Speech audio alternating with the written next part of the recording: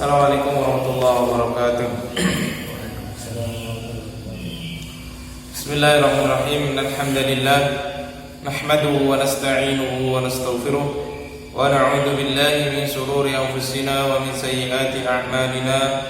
May yahdihillahu fala mudilla lahu wa may yudlil fala hadiya lahu. Asyhadu an la ilaha illallah wahdahu la syarika lahu wa asyhadu anna Muhammadan 'abduhu wa rasuluh. Allahumma shalli wa sallim wa barik ala Muhammad wa ala alihi wa ashabihi ajma'in. Amma ba'du, Allahumma inna nas'aluka 'ilman nafi'a wa rizqan thayyiban wa 'amalan mutaqabbala. Asbahna ala fitratil Islam wa ala kalimatil ikhlas wa ala dini nabiyyina Muhammadin sallallahu alaihi wasallam wa ala millati abina Ibrahim hanifan muslima wa ma kana minal musyrikin. Allahumma bika asbahna wa bika amsayna wa bika nahya wa bika namutu wa ilaikan nusyur. Taib ya ikhwah rahimani wa rahimakumullah. Natawaqqafna fi darsina al-madhi fi asbabi nuqsanil iman. Pada pelajaran kita yang telah lalu, kita telah sampai pada pembahasan hal-hal atau sebab-sebab yang dapat mengurangi keimanan seseorang. Sebab-sebab yang dapat mengurangi iman seseorang kepada Allah Subhanahu wa ta'ala. Wa minha, dan diantaranya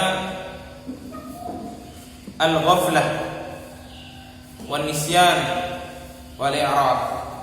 Diantaranya ghaflah, lalai, nisyan, lupa, kemudian i'rad. Dan inilah sebagaimana kita telah jelaskan termasuk 3 tipu daya setan untuk menyesatkan manusia dari jalan Allah Subhanahu wa ta'ala. Ghaflah, orang dibikin lalai terlebih dahulu. Orang dibikin lalai, hatinya dibikin senang dengan kesenangan-kesenangan dunia.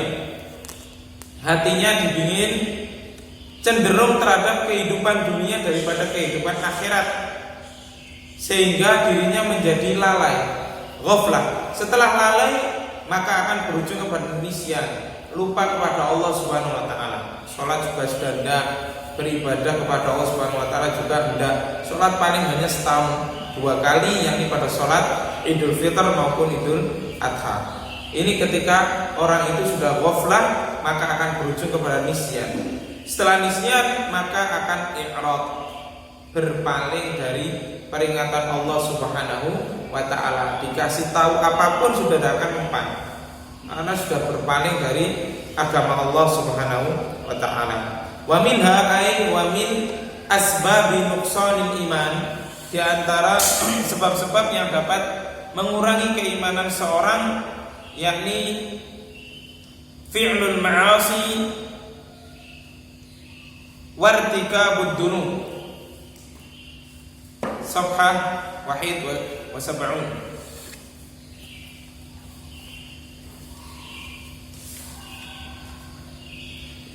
Hal yang dapat mengurangi keimanan, kadar keimanan seseorang, yang ketiga adalah mengerjakan perbuatan maksiat dan dosa.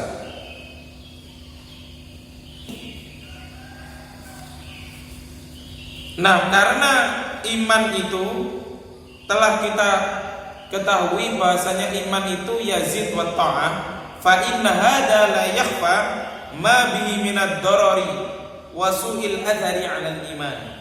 Fa inna hadza, sesungguhnya perbuatan ma'asi, fi'lul ma'asi wartikabud dunub, atau mengerjakan perbuatan dosa, maka ini tidak menjadi rahasia lagi bahwasanya perbuatan dosa dan perbuatan maksiat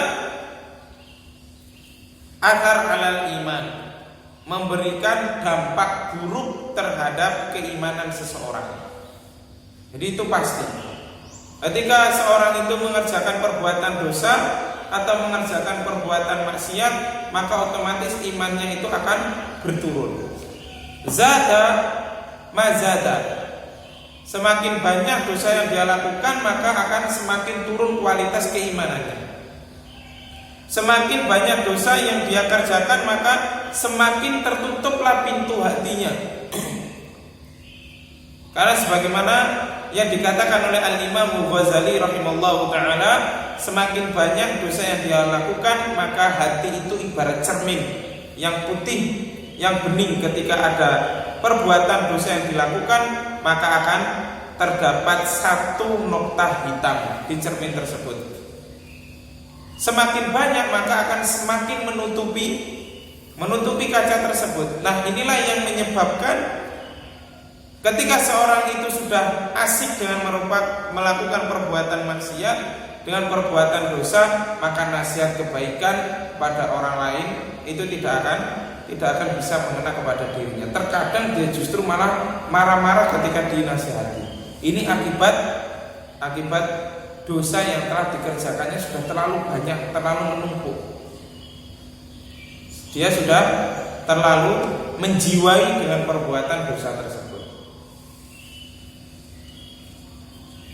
Nah, ini sebagaimana yang terjadi pada orang-orang yang dia itu terjerumus dalam perbuatan kesyirikan, yang dia itu sudah menjiwai perbuatan kesyirikan tersebut, bahkan menganggap itu adalah sebuah hal yang biasa.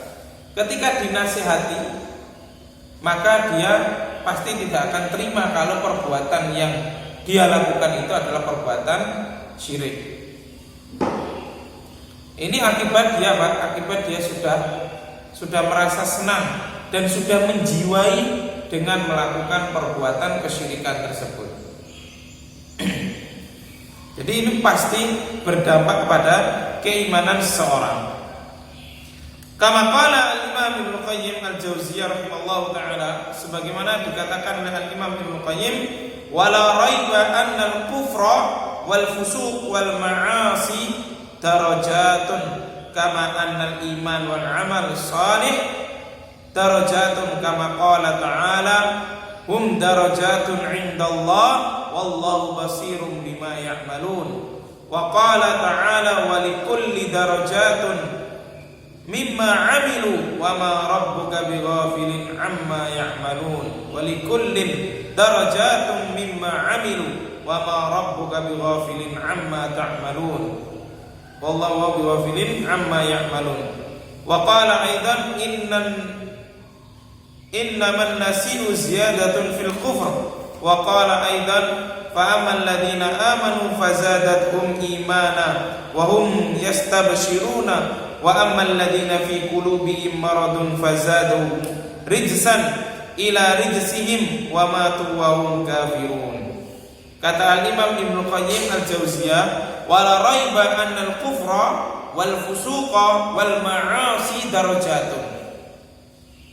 Kekufuran, kefasikan, kemaksiatan itu memiliki beberapa tingkatan-tingkatan. Kama annal iman wal amal salih darajatun, sebagaimana iman dan amal salih juga memiliki tingkatan-tingkatan. Jadi sebagaimana tadi sudah kita katakan di awal, semakin banyak dosa atau maksiat yang seorang itu lakukan, maka akan semakin buruklah hatinya, sehingga susah untuk mendengarkan kalam-kalam ilahi. Pesan-pesan Allah Subhanahu wa taala tidak akan dihiraukan. Ini akibat karena apa? Sudah terlalu banyak dosa yang dia lakukan, sehingga semakin bertumpuklah perbuatan dosanya, menutupi hatinya. Jadi innal kufra wal fusuqa wal ma'asi darajatun. Kekufuran itu memiliki tingkatan-tingkatan, begitu juga kefasikan juga ada tingkatannya. Dan perbuatan maksiat pun juga memiliki tingkatan-tingkatan. Tidak setiap orang yang berbuat maksiat kemudian hilang keimanannya, tidak. Tidak setiap orang yang melakukan kekufuran kemudian hilang semuanya imannya, tidak. tapi memiliki tingkatan-tingkatan. Sebagaimana Rasulullah SAW katakan, sibabul muslimi fusukun wa qitaluhu kufrun. Mencela orang muslim itu merupakan kefasikan, wa qitaluhu kufrun, dan membunuhnya, yakni membunuh orang muslim itu termasuk perbuatan kekufuran. Nah, ini merupakan tingkatan kekufuran, dan kemudian setiap orang yang melakukan itu kemudian keluar dari Islam, tidak. Jadi ada tingkatan-tingkatannya. Semakin ringan dosa yang dia lakukan, maka akan semakin ringan pengaruhnya terhadap iman. Sehingga pesan-pesan Al-Quran kalau dikasih tahu, kalau diberitahu, dia masih bisa menerima. Tapi kalau dosa yang dia lakukan itu sudah akut atau sudah kronis, maka sebanyak apapun orang yang memberitahu, bahkan para nabi ataupun para rasul pun sudah tidak akan mempan. Seperti siapa? Fir'aun, laknatullah alaihi.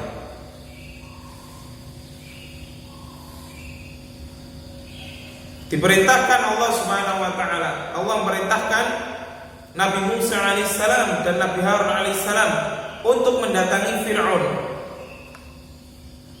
Bahkan diperintahkan oleh Allah Subhanahu wa taala untuk berkata dengan perkataan yang baik, dengan perkataan yang lemah lembut. Faqula qaulan layyinan.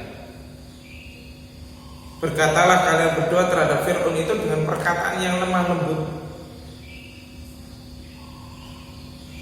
agar dia itu ingat atau dia itu takut kepada Allah Subhanahu wa taala. Tapi karena hatinya sudah tertutup dengan perbuatan dosa, bahkan kekufuran, mengaku dirinya sebagai ana rabbukumul a'la, Tuhanmu yang paling tinggi, sehingga hatinya sudah tertutup, sudah tidak ada lagi pintu hidayah. Karena itu hidayah itu mahal. Kita harus bagaimana bisa mempertahankan hidayah yang diberikan oleh Allah Subhanahu wa taala. Dan hidayah itu sifatnya fleksibel. Tidak kemudian orang itu ketika sudah mendapatkan hidayah, dia bisa istiqomah terus di atas hidayah tersebut, belum tentu. Nah, ini diantaranya pentingnya kita berteman dengan orang-orang yang solih, sebagaimana yang sudah kita bahas pada asbabu ziyadatil iman, sebab-sebab bertambahnya keimanan, yaitu dengan sahbatul khair atau musahabatul akhyar, berteman dengan teman yang baik. Qala ta'ala, kama qala ta'ala, sebagaimana Allah Subhanahu wa taala berfirman, hum darajatun 'indallahi wallahu basirun bima ya'malun. Surah Al-An'am ayat yang ke-163. Ini diantara dalil bahwasanya kekufuran, kefasikan, kemaksiatan, iman dan amal soleh memiliki beberapa tingkatan, tidak merupakan satu kesatuan. Mereka itu darajatun, mendapatkan derajat-derajat indallah, di sisi Allah Subhanahu wa taala. Wallahu basirun bima ya'malun, dan Allah Subhanahu wa taala Maha mengetahui atas apa yang mereka kerjakan. Wa qala, dan Allah Subhanahu wa taala berfirman, walikullin darajatun mimma 'amilu wa ma rabbuka bighafilin 'amma ya'malun. Dan bagi setiap orang itu akan mendapatkan derajat-derajat di sisi Allah Subhanahu wa taala mimma 'amilu, dari apa yang mereka kerjakan. Wa ma rabbuka bighafilin 'amma ya'malun, dan Rabbmu sekali-kali tidak akan lalai dari apa yang mereka kerjakan. Tidak akan lalai dari apa yang mereka kerjakan. Jadi setiap apa yang kita lakukan, maka kita akan mendapatkan balasan, dan balasan itu bertingkat-tingkat sesuai dengan apa yang telah kita kerjakan. Wa ma rabbuka bighafilin 'amma ya'malun. Dan Allah Subhanahu wa taala sekali-kali tidak akan mendolimi kepada apa yang telah mereka kerjakan. Artinya Allah tidak akan mendolimi terhadap hambanya. Orang yang melakukan perbuatan baik akan dibalas dengan kebaikan, dan orang yang mengerjakan perbuatan buruk akan dibalas dengan keburukan. Hatta sampai sekecil dzarrah pun akan dibalas oleh Allah Subhanahu wa taala dengan kebaikan ketika yang dilakukan adalah kebaikan, dan sebesar biji dzarrah pun akan dibalas oleh Allah Subhanahu wa taala ketika yang dikerjakan itu adalah perbuatan keburukan.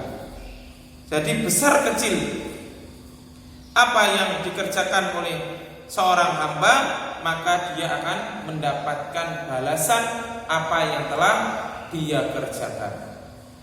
Wa ma rabbuka bighafilin amma ya'malun. Allah tidak akan lalai dari apa yang mereka kerjakan. Tidak mungkin Allah Subhanahu wa taala itu akan memberikan kebaikan ketika yang kita lakukan itu adalah keburukan. Tidak akan mungkin. Nah, ini diantara dalil, diantara hadis yang menjelaskan bahwasanya, diantara dalil yang menjelaskan bahwasanya perbuatan maksiat dan perbuatan dosa itu dapat mengurangi keimanan seseorang. Hadis yang diriwayatkan oleh Imam Muslim dari sahabat Abu Hurairah radhiyallahu anhu, qala Rasulullah sallallahu alaihi wasallam, as-salawatul khamsu wal jum'atu ila al-jum'ati wa ramadhanu ila ramadhan mukaffiratun lima bainahunna idza ijtunibatil kaba'ir. Kata Rasulullah SAW, as-salawatul khams, salat 5 waktu dengan salat 5 waktu yang akan datang. Wal jum'atu ilal jum'ati, salat Jumat sekarang dengan Jumat yang akan datang. Wa ramadhanu ila ramadhan, dan Ramadan yang telah kita kerjakan menuju Ramadan yang akan datang. Mukaffiratun lima bainahunna, bisa menjadi sebab atau wasilah diampuninya dosa yang kita kerjakan. Idajtunibatil kabair, dengan syarat menjauhi atau dijauhi dosa besar itu dijauhi. Jadi ketika dosa kita itu ingin diampuni oleh Allah Subhanahu wa taala antara salat 5 waktu kepada salat 5 waktu yang lain, dari Jumat menuju Jumat yang lain, Ramadan ke Ramadan yang berikutnya, syaratnya kita harus menjauhi dosa besar. Nah, ini diantara yang dijadikan oleh Al-Imam Ibnu Qayyim bahwasanya perbuatan maksiat itu bisa mengurangi keimanan seseorang. Maksudnya apa dengan hadis ini? Dengan hadis ini kita ketahui seandainya seorang itu tidak melakukan perbuatan dosa besar, pastilah diampuni oleh Allah Subhanahu wa taala dosanya. Paham?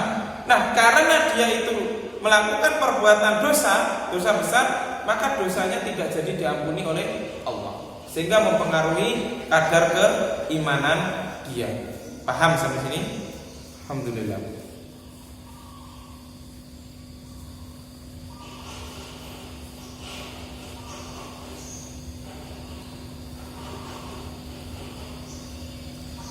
Yang keempat, an-nafsul amarah bisu. Nafsul amarah bisu, jiwa yang mengarahkan kepada, atau nafsu yang mengarahkan kepada perbuatan keburukan. Wahia nafsun madmumatun ja'alallahu fil insan ta'muruhu bikulli su'in wa tad'uhu ilal mahalik wa tahdihi ila kulli qabihin. Hada tab'uha. Yang keempat, yang dapat mengurangi keimanan seseorang, yakni an-nafsul amarah bisu, jiwa atau nafsul amarah yang mengarahkan manusia untuk berbuat kejelekan. Jadi pada diri manusia itu ada yang namanya nafsu yang disebut sebagai nafsul amarah. Dan nafsul amarah ini merupakan hiya nafsun madmumatun, termasuk sifat yang jelek, nafsu yang jelek. Yang nafsu tersebut ja'alahallahu fil insan, memang sudah dijadikan oleh Allah Subhanahu wa taala di dalam hati manusia. Sudah tabiatnya.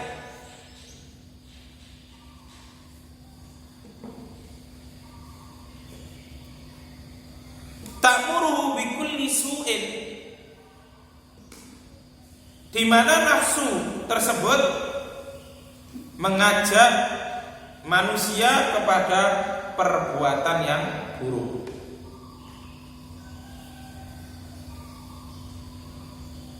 Jadi berpedoman dengan hati saja itu tidak cukup.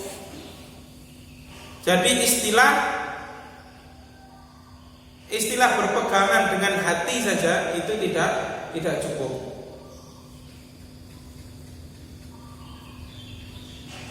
Harus apa? Hati yang kita miliki ini harus dibimbing dengan Al-Quran dan dibimbing dengan sabda Rasulullah SAW berdasarkan pemahaman yang benar. Mana mungkin hati ini bisa memfilter, mana mungkin hati ini bisa mengarahkan kepada perbuatan yang baik kalau hati tersebut tidak pernah diberikan asupan-asupan yang baik. Bagaimana itu sebenarnya? Sopo sing bisa ngalahno?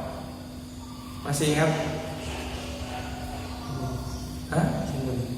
Sopo sing bisa ngalahno sedulur batini? Yang bagaimana pokoknya mongko sejati ini dia telah menemukan sedulur batini. Sopo sing bisa nemokaken? Sopo sing bisa nemokaken sedulur batini mongko? Kalau bahasa kurang lebih seperti itu.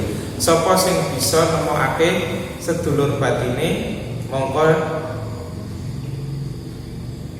nemokaken guru sejatine atau semisalnya. Nah, kalimat seperti itu kenapa kurang benar? Karena sopo sing bisa menemukan sedulur batine, siapa yang bisa menemukan sedulur batine? Nah, sedulur batin itu apa ya? Qarin. Karena di dalam hati manusia, karena di dalam jiwa manusia itu telah ditetapkan oleh Allah Subhanahu wa taala adanya qarin dari bangsa jin yang mengajak kepada perbuatan buruk sebagaimana hadis yang diriwayatkan oleh Imam Muslim dari Aisyah radhiyallahu anha. Bahkan Rasulullah SAW pun ada qarinnya, tapi qarin Rasulullah telah diislamkan. Jadi falsafah itu kurang benar, tidak tepat.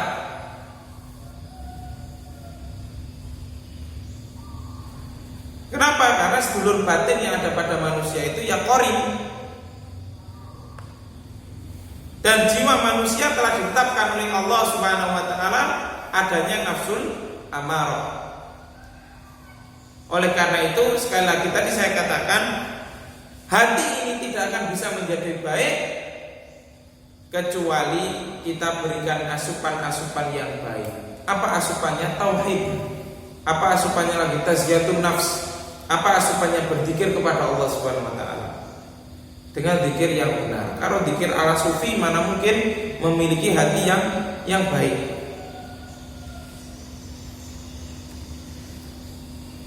Jadi ini yang sebenarnya sudah ditetapkan oleh Allah Subhanahu wa taala. Hati manusia itu ada yang namanya nafsul amarah yang selalu mengajak manusia untuk berbuat dengan perbuatan yang jelek.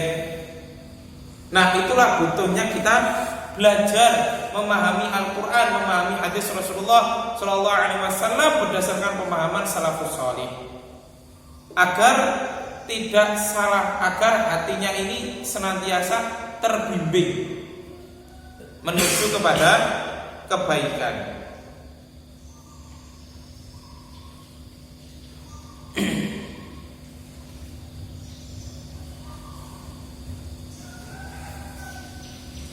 Fama tahlusu ahadun min syarri nafsi illa bitaufiqillah. Nah, seorang itu tidak akan bisa lepas, tidak akan bisa terbebas dari kejelekan jiwanya illa bitaufiqillah, kecuali berdasarkan taufik dari Allah Subhanahu wa taala. Jadi tidak bisa seorang itu hanya mencari sedulur batine kemudian dia bisa terbebas dari perbuatan buruk, itu tidak bisa. yang bisa membebaskan manusia dari sifat amarah, nafsul amarah, yakni taufik Allah Subhanahu wa ta'ala. Bagaimana taufik itu bisa kita dapatkan? Ya diantaranya dengan musahabatul akhyar, berteman dengan teman-teman yang baik, berteman dengan teman-teman yang baik, maka hati kita ini akan bisa terbimbing.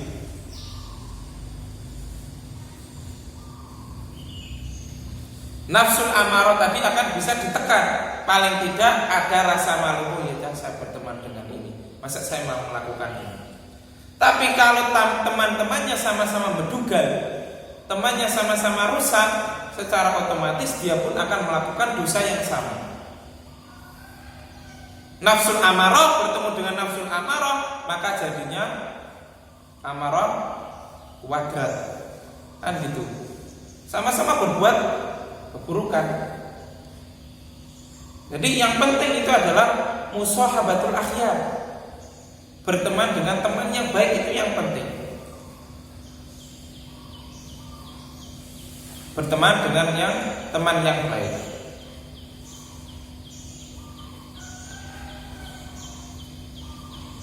Bukan kemudian karena dia satu organisasi, padahal dia itu adalah orang yang buruk, kemudian ditemani saja. Yang satu amarah bisu, yang satu amarah bisu, maka tidak akan bisa mencegahnya. Jadi itulah pentingnya taufik Allah Subhanahu wa ta'ala. Kita tidak akan bisa selamat dari nafsul amarah tadi kecuali berkat taufik dari Allah Subhanahu wa ta'ala. Kama qala ta'ala hakiyan an imra'atil aziz, sebagaimana Allah Subhanahu wa ta'ala mengkisahkan tentang istrinya Al-Aziz, yakni kisahnya Nabi Yusuf alaihissalam dengan istrinya Perdana Menteri Aziz pada saat itu. Yang Nabi Yusuf alaihissalam digoda oleh istrinya Aziz.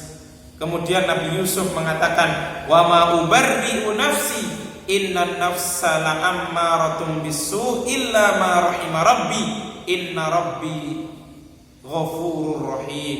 Nabi Yusuf alaihissalam mengatakan, wa ma ubarri'u nafsi, aku sama sekali tidak bisa membebaskan diriku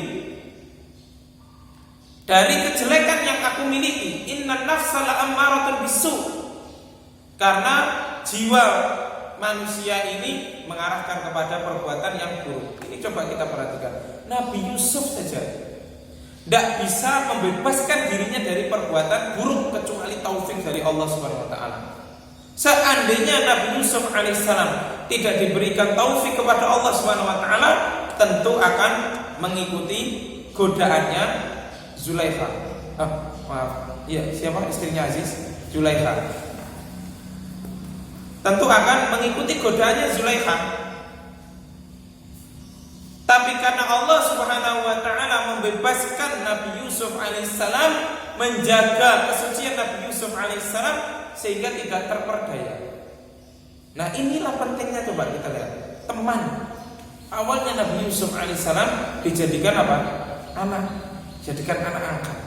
Secara otomatis dia berteman terus dengan Zulaikha pada saat itu. Akhirnya terbujuk rayu agar melakukan perbuatan maksiat. Tapi Allah Subhanahu wa ta'ala memberikan taufik. Lah kita bukan Nabi Allah Subhanahu wa ta'ala. Kalau kita sudah terbiasa berteman dengan orang-orang yang buruk, maka tidak ada jaminan bagi kita untuk tidak melakukan keburukan yang sama. Paham? Paham ya? Jadi taufik Allah Subhanahu wa ta'ala itu harus dijemput, tidak kemudian begitu saja diberikan kepada Allah Subhanahu wa ta'ala. Tidak mungkin. Jadi hidayah taufik itu butuh perjuangan. Ini yang disebutkan oleh ulama. Jadi Nabi Yusuf alaihissalam saja tidak mampu untuk mencegah dirinya dari berbuat kemaksiatan kecuali taufik dari Allah Subhanahu wa ta'ala. Oleh karena itu setelah kejadian ini Nabi Yusuf berdoa kepada Allah Subhanahu wa ta'ala, ya Rabbi as-sijnu ahabbu ilayya mimma tad'unani ilayhi. beliau alaihissalam meminta kepada Allah Subhanahu wa taala agar dimasukkan ke dalam penjara daripada mengikuti ajakan mereka. Karena apa? Karena dengan penjara itu beliau bisa membebaskan dirinya dari hal-hal semacam itu. Nah, ini diantara faedahnya apa? Diantara faedahnya adalah bagaimana kita itu menjauh dari teman-teman yang buruk, meninggalkan maksiat, beringkarul mungkar. Nah, ini cara yang ditunjukkan oleh Nabi Yusuf alaihissalam, termasuk mengingkari dengan hati. Jadi mengingkari dengan hati itu bukan hatinya saja yang merasa dia itu benci dengan kemaksiatan tersebut, tapi dia melihatnya sama saja. Itu bukan hatinya tidak mengingkari. Hatinya merasa benci tapi dia tetap di situ, tidak bisa. Oleh karena itu ulama mengatakan syarat mencegah kemungkaran dengan hati yaitu dia harus berpindah dari tempat itu. Artinya dia tidak menetap begitu saja. Misalkan dia sudah jelas, sudah paham bahwasanya berzina itu adalah perbuatan yang diharamkan, tapi kemudian dia nongkrong misalkan di tempat-tempat pelacuran dengan alasan yang penting hatinya mengingkari. Nah, ini adalah orang yang tidak paham dengan cara mengingkari dengan hati. Dia tidak paham sehingga mengatakan seperti itu. Jadi cara mengingkari dengan hati ya dengan cara berpindah meninggalkan tempat maksiat tadi. Bukan kemudian di sana sing penting hati ini, gak usah diyakini. Ya, sama saja wong kita melakukannya, praktek lah istilahnya. Meskipun hati kita mengingkari, nah ini adalah termasuk pemikiran-pemikiran yang liberal. Sebagaimana yang sudah kita share di grup kemarin, ini termasuk pemikiran-pemikiran yang liberal.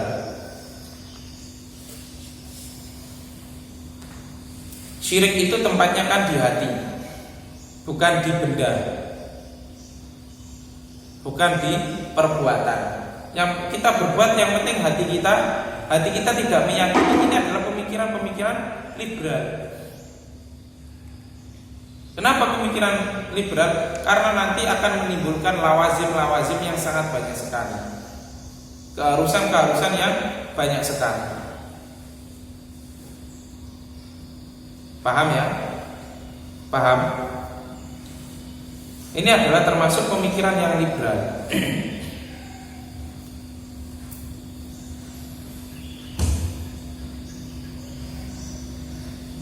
Jadi ya ikhwah rahimani wa rahimakumullah, Allah Subhanahu wa taala juga berfirman dalam surah Nur ayat yang ke-21, ya ayyuhalladzina amanu la tattabi'u khutuwatis syaitan wa may yattabi' khutuwatis syaitan fa innahu ya'muru bil fahsya'i wal munkar walaula fadlullahi 'alaikum wa rahmatuhu ma zaka minkum min ahadin abada walakinallaha yuzakki man yasha wallahu samii'un 'alim. Di sini Allah Subhanahu wa taala mengatakan, ya ayyuhalladzina amanu, wahai orang-orang yang beriman, la tattabi'u khutuwatis syaitan, kalian jangan mengikuti langkah-langkah setan. Wa may yattabi', barang siapa yang mengikuti khutuwatis syaitan, langkah-langkah setan, fa innahu ya'muru bil fahsya', maka ketahuilah bahasanya setan itu mengajak untuk berbuat keburukan, wal munkar dan kemungkaran, mengajak kepada perbuatan keji dan mengajak kepada perbuatan yang mungkar. Walaula fadlullahi 'alaikum wa rahmatuhu ma zaka minkum min ahadin abada. Di sini Allah Subhanahu wa taala ingatkan kita, wahai manusia, wahai orang-orang yang beriman, falaula fadlullahi 'alaikum wa rahmatuhu ma zaka minkum min ahadin abadan. Seandainya bukan karena karunia dan rahmat dari Allah, tentu hati kita itu tidak akan bisa bersih selamanya. Ma zaka minkum min ahadin abadan. Tidak akan ada hati kita ini yang bersih seluruhnya, itu tidak ada.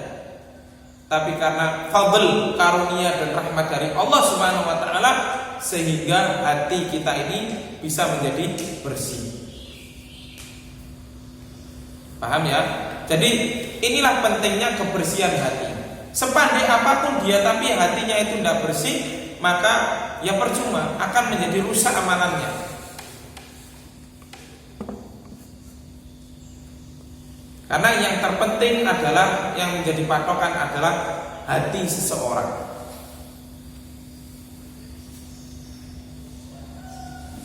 Jadi itu semuanya fadl dari Allah Subhanahu wa ta'ala. Kita bisa seperti ini, kita pagi ini bisa menghadiri majelis ta'lim di sini, mengkaji hadis Rasulullah sallallahu alaihi wasallam. Kita bisa beribadah kepada Allah Subhanahu wa ta'ala. Itu berkat fadl dan rahmat dari Allah. Seandainya kita tidak mendapatkan karunia dan rahmat dari Allah, kita tidak akan mau hadir di sini. Kita tidak akan mau menghadiri majelis ilmu, tidak akan mau.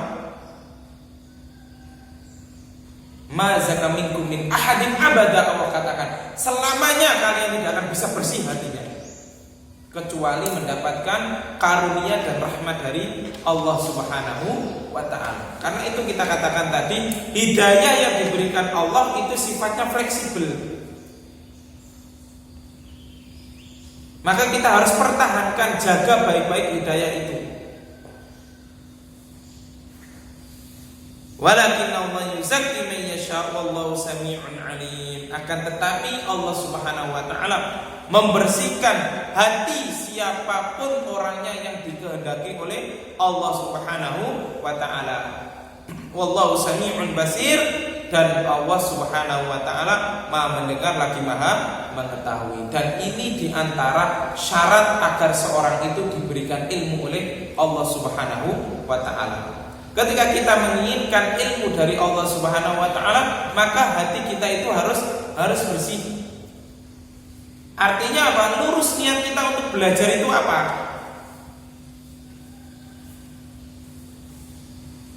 Dan tidak banyak melakukan kemaksiatan, sebagaimana yang telah kita lewati perkataannya Waqi. Waqi mengatakan ra'aitud dunub tumitul qulub.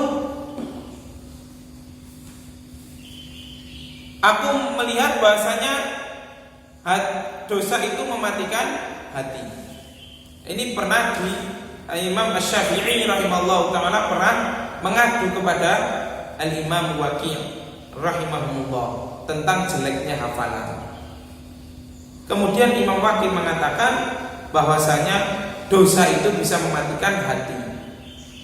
Nah, karena hati seorang itu mati, mana mungkin mendapatkan ilmu dari Allah Subhanahu wa ta'ala. Jadi di antara syarat agar kita mendapatkan ilmu dari Allah, kebersihan hati itu yang penting.